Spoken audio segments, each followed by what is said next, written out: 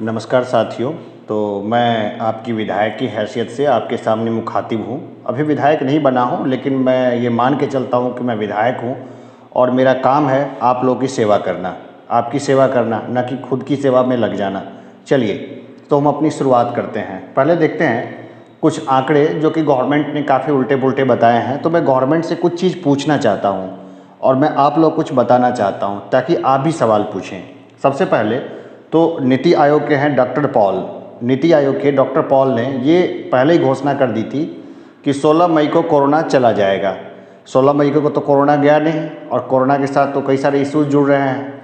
तो अभी हमारी इकोनॉमी है वो संक हो गई। तो मैं ये जानना चाहता हूँ कि डॉक्टर पॉल जो कि नीति आयोग में एक महत्वपूर्ण जगह घेरे हुए हैं, उनके ऊपर सरकार ने क्या कार्रवाई की और क्यों कार्रवाई नहीं की, या कार्रवाई की है तो किस तरह की कार्रवाई की, और क्या दूसरे लोगों को इससे कुछ लेसन्स मिला। क्योंकि उनके इस वक्तव्य से हमें तो बहुत नुकसान हुआ है, हमारे देश को काफ़ी नुकसान हुआ और वो एक जिम्मेवार पद पे बैठे हुए हैं। हमारे जैसे आम इंसान नहीं है कि कुछ भी बोलें और उसकी कोई वैल्यू नहीं है। दूसरा, हम लोग एमएसएमई का इशू उठाते हैं कि एमएसएमई को गवर्नमेंट ने बोल दिया कि आप जाइए बैंक से लोन ले लीजिए, कोलेटरल फ्री लोन, यानी कि कोई कोलेटरल नहीं है उसके ऊपर में, गवर्नमेंट गारंटर है। तो एमएसएमई जो कि लोन लेने के लिए जब बैंक्स के पास गए तो बैंक्स के मैनेजर्स ने बताया कि उनको इस तरह की कोई इंस्ट्रक्शंस नहीं है। यानी कि निर्मला सीतारमण जी ने तो घोषणा कर दी कि जाइए लोन ले लीजिए, लेकिन ये बात आगे ट्रांसफ़र नहीं हुई। यानी कि किसी बैंक मैनेजर्स को नहीं मालूम है कि लोन्स देना है तो किस तरह से देना है। उन्होंने बोला सप्ताह भर 10 दिन में कोई गाइडलाइंस आ जाएगी तो देखेंगे। यहाँ पर इस समय में एक दिन भारी पड़ रहा है, एक दिन गुजारना बहुत मुश्किल है। इसलिए ये सवाल सरकार से बनता है कि आपने जब घोषणा कर दी तो बैंक्स को इंस्ट्रक्शंस क्यों नहीं गए। उसके ऐसे इंस्ट्रक्शंस सबके पास जानी चाहिए थे जिसकी एक कॉपी एमएसएमई के सारे लोग जो एमएसएमई चला रहे हैं उनके पास होनी चाहिए थी, आम जनता के पास होनी चाहिए थी। यानी कि बस आपने घोषणा कर दी और हो गया। प्लस उसमें 21 लाख करोड़ का जो उन्होंने आपने पैकेज घोषित किया है वो दरअसल 1 या 2 लाख करोड़ का ही है। तो ऐसा क्यों है कि आपने इतनी बड़ी घोषणा की लेकिन 1 या 2 लाख करोड़ और 21 करोड़ में तो बहुत का 21 लाख करोड़ में तो बहुत का फ़र्क है। ठीक है, आगे मैं बता दूं कि एमएसएमई क्यों हमारे लिए इम्पोर्टेंट है। जो लोग यूपीएससी की बीपीएससी की तैयारी कर रहे हैं वो भी मेरे इस भाषण से सीख सकते हैं। तो सबसे पहले तो हमारा जो एक्सपोर्ट है, एक्सपोर्ट का 50% जो है वो एमएसएमई जो है एमएसएमई से आता है।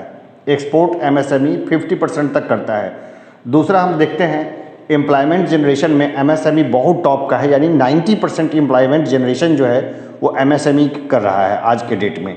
और रेवेन्यू जो है गवर्नमेंट को 30% देता है। जो सेक्टर इतना इम्पोर्टेंट है, जो 90% जो दे रहा है अपने यहाँ से एम्प्लॉयमेंट और रेवेन्यू भी दे रहा है 30% और 50% उसका एक्सपोर्ट है जिससे विदेशी मुद्रा आ रही है, जिससे आज हमारा विदेशी मुद्रा का भंडार भरा हुआ है। हम लोग उसके बारे में फिर कभी चर्चा करेंगे। तो उसके ऊपर गवर्नमेंट ने ये क्या कर दिया, गवर्नमेंट ने ऐसा क्यों किया। प्लस मैं कुछ और बात बताना चाहता हूँ कि दिसंबर 2019 में एक प्रोफेसर अरुण कुमार हैं, बहुत बड़े इकोनॉमिस्ट हैं, बहुत बड़े अर्थशास्त्री हैं। तो उन्होंने बताया था दिसंबर 2019 में, जिस समय कोरोना आया नहीं था, उस समय उन्होंने स्पष्ट बताया था कि कोरोना जो है, कोरोना से बहुत पहले उन्होंने बता दिया था कि हमारी जो जीडीपी जो है वो शून्य है, जीरो है। ऐसा उन्होंने इनफॉर्मल सेक्टर की कैलकुलेशंस करके बता दिया था। इनफॉर्मल सेक्टर हम लोग जानते हैं जो कि रजिस्टर्ड नहीं है। जैसे आप किसी 4 लेबर को ले आइए, अपने घर पे काम करवाइए, उसको वेजेस दे दीजिए, तो कहीं पे वो रजिस्टर्ड नहीं होगा। तो इनफॉर्मल सेक्टर्स की कैलकुलेशन करके उन्होंने बता दिया था कि जीडीपी ग्रोथ रेट क्या है, वो जीरो है।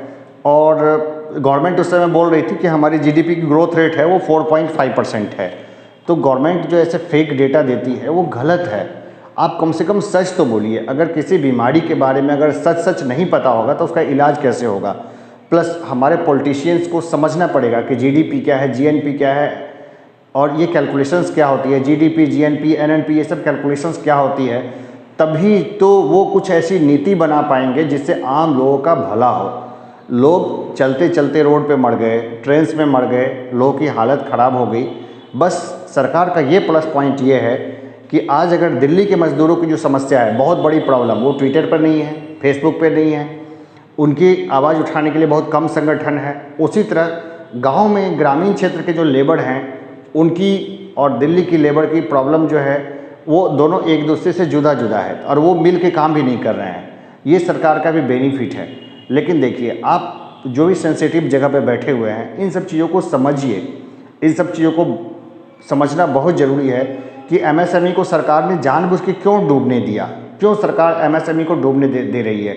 क्या वो चाहती है कि बड़े प्लेयर्स आ जाएं, रिलायंस जैसे बड़े प्लेयर्स आ जाएं जो एमएसएमई को पूरा खा जाएं और अकेला ही जायंट एक स्ट्रक्चर बना दें और हर प्रोडक्शन वही लोग करें और इसके बाद आम जनता जो है उसको महंगे दाम पे प्रोडक्ट मिले।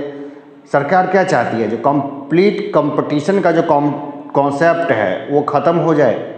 सरकार को इस पर ध्यान देना चाहिए। देखिए, जितने ज़्यादा एमएसएमई फलेंगे फूलेंगे, हमारा देश का उतना अच्छा स्ट्रक्चर होगा, उतना ज़्यादा आम लोगों को का भला होगा और उतनी चीज़ें हमें सस्ती और बढ़िया रेट पे मिलेगी। हम लोग चाइना को या किसी भी और देश को इसी तरह कंटेन कर पाएंगे जब हम लोग एमएसएमई को ज़िंदा रखेंगे। एमएसएमई को कैसे ज़िंदा रखा जाए, आप ध्यान दें सरकार। अगर आप ध्यान नहीं देंगे तो हम लोग आएंगे सरकार में, हम लोग आ रहे हैं सरकार में मजबूरी में। आप सही से शासन नहीं कर पा रहे हैं, इसलिए हम लोग को अपना ये कलम है ना, कलम, इसको हाथ से निकाल के जेब में रखना पड़ रहा है और सरकार में आने की कोशिश करनी पड़ रही है। चलिए, अभी के लिए इतना ही। जय हिंद।